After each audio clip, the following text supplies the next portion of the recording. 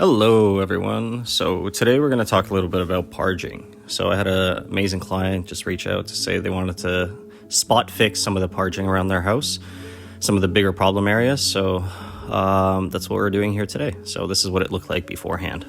So first thing you want to do when you're doing parging is you want to remove any loose debris to help the new parging adhere better. So I'm just using a metal bristle brush and kind of hitting any loose pieces so they pop off. So after we've cleaned and prepped the surfaces, you can do one of two things. One is you could apply a primer to help with adhesion.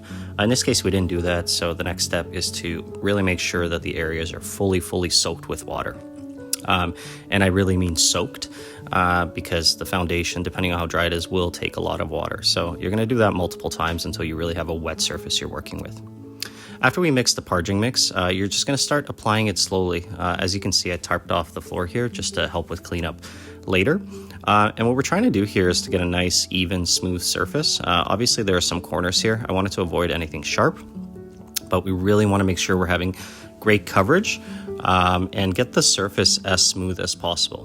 What you'll see we'll do after we're done applying all the parging is we're going to go through it with over it very lightly with a regular sponge, and we're going to have that sponge soak with water, and we're going to drag it across, which is going to create this really nice texture on it that when it dries looks really nice, in my opinion. So when you're doing parging, it's really important that after you've completed the parging process, you make sure that the surface is moist and you cover it with plastic. The reason you want to cover it with the plastic is to really maintain as much moisture as you can for about 3 days, because we really want this to dry slowly. You're going to get better adhesion and reduce the probability of cracks. Okay, so along with that as well, a best practice is to just mist it with water to get it soaked fully through a few times a day for those 3 days. So if you do that, it's a lot higher likelihood that you're going to have a great end result and you're not going to have as many cracks, if any at all. So after you've done the first layer and everything's fully dried, you can kind of evaluate the end result and see if you need to do any touch-up work.